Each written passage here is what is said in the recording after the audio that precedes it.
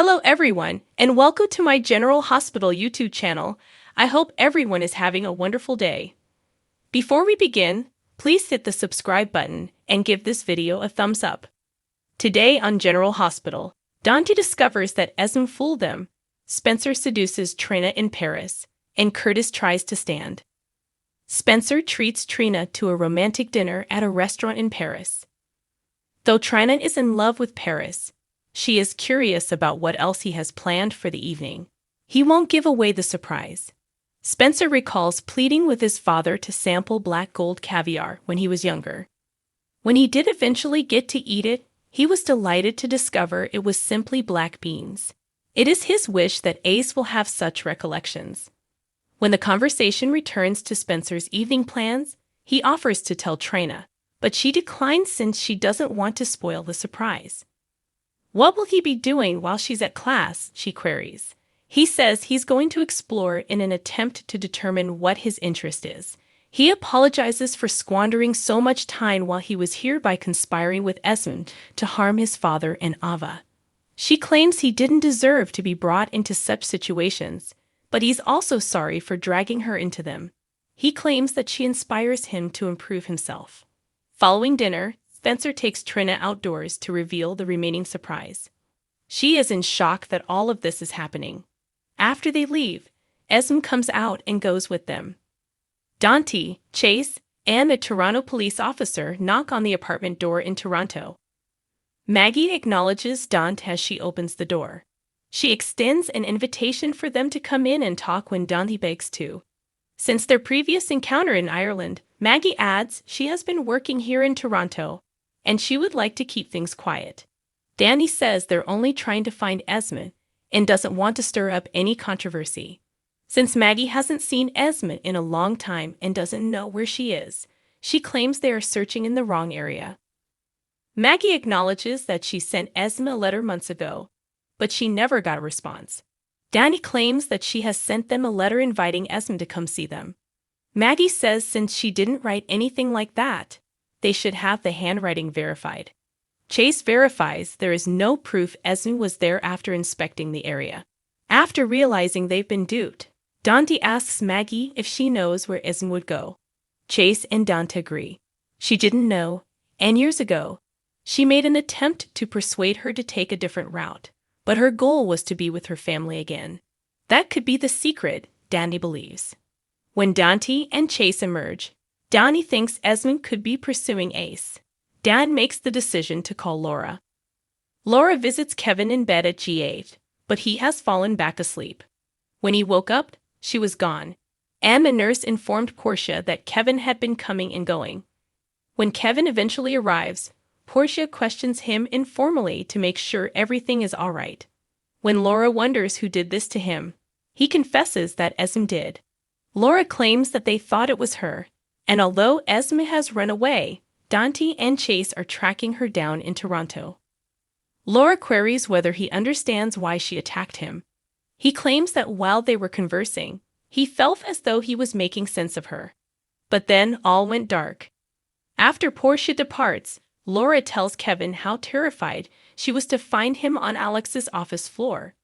He often jokes that his daughter did him in after he didn't make it through Ryan. Laura is angry because she believes Esme has the potential to change her life, but then she regained her recollection. Laura believes that before Nicholas abducted Ace and drove Esme over the edge, she had no opportunity to make sense of her two selves. Kevin finds the whole situation strange and doesn't think Esme would travel to Toronto. He can't quite remember what happened in Alex's office, but he feels like it did. Kevin is visited by a detective to discuss his memories. He remembers that Esme was using the laptop and holding the invader's business card when he first entered Alex's office. Laura chooses to give Alexis a call. More. The return of John Brennan. Alexis comes in the courthouse late, and Tracy also shows up. While Sam looks for more details, Alexis finds out that Muldoon visited an oncologist before seeing Finn. How did an oncologist miss late-stage cancer? Alexis wonders. Gregory claims that he didn't.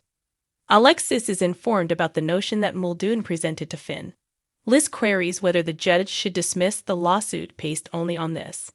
Tracy believes they ought to call Muldoon's wife back to the witness stand, expose the fraud allegation, and force her to concede. Without evidence, according to Martin, the wife realized there would be a risk. Tracy claims that GH lawyers can take full advantage of the charge if it is in the public domain. Gregory advises they get some water after determining Tracy isn't doing anything to help. Martin replies that Mrs. Muldoon would face jail time if she were to become aware of the deception when Finn wonders what would happen to her. Liz claims that they still need to determine whether or not she knew about the scam. Martin notices the wife and Diane and gets an idea. Mrs. Muldoon sobs to Diane in the hallway, saying she doesn't have enough money to pay for her kids' college education, let alone worry if they lose this lawsuit. When Martin shows there, he requests to talk to Diane alone. Diane warns Mrs. Muldoon about going up to Finn. Naturally, Muldoon's wife enters the courtroom, approaches Finn, and demands that he enter a guilty plea right away if he had any dignity left. Alexis advises against her getting close to Finn, but he's curious to see what she has to say. After receiving a text from Laura, Alexis excuses herself, and Finn informs Mrs. Muldoon that he suggested her husband get additional treatment, but he chose not to. She says that's not like her husband. He was the one who urged them to file a lawsuit because he would stop at nothing to stay with them and support their family. Finn concurs that it's really awful for a man to pass away at such a young age. In the meantime, Martin notifies Diane that Dr. Powell needs to be added to the list of witnesses.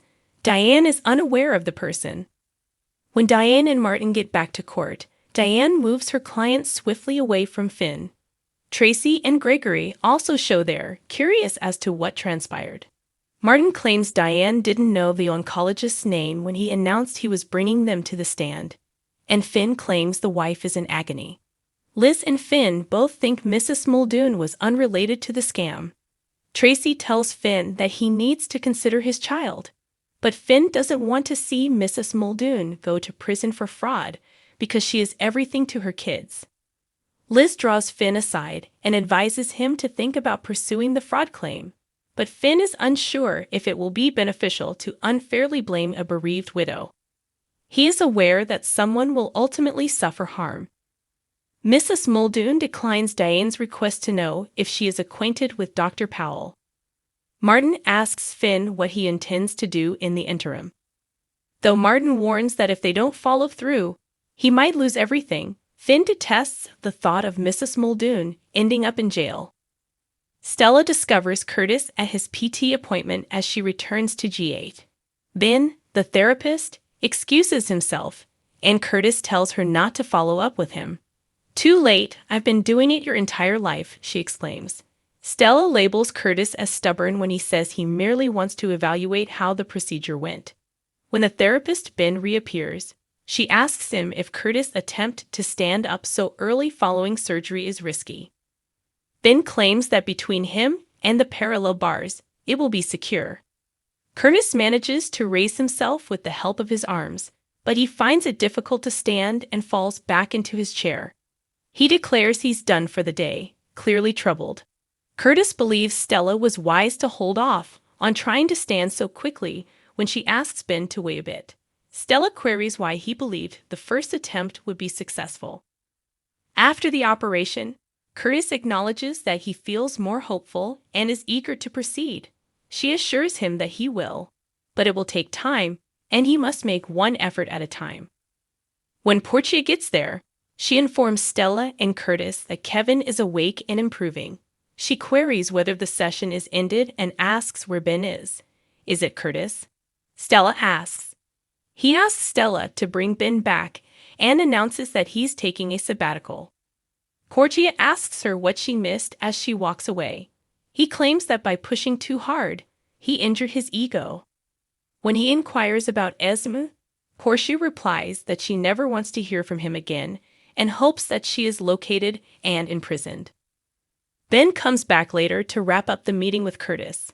Stella refers to today's exercise as the first step toward a first step after that. Curtis promises that by the time Trina gets home, he will be walking. Don contacts Laura when he gets back to Kevin's room and informs her that Toronto has been a dead end. Esme, in his opinion, might be pursuing Ace and Nicholas. When Alexis shows up, Laura thinks they may have a new lead. She claims to have a list of all the charges made on the business card and has discovered something startling. Laura finds out that Esme has a ticket to Paris and is pursuing Spencer and Trina. Thanks for watching if you like this video. So please don't forget to subscribe my channel and don't miss any updates.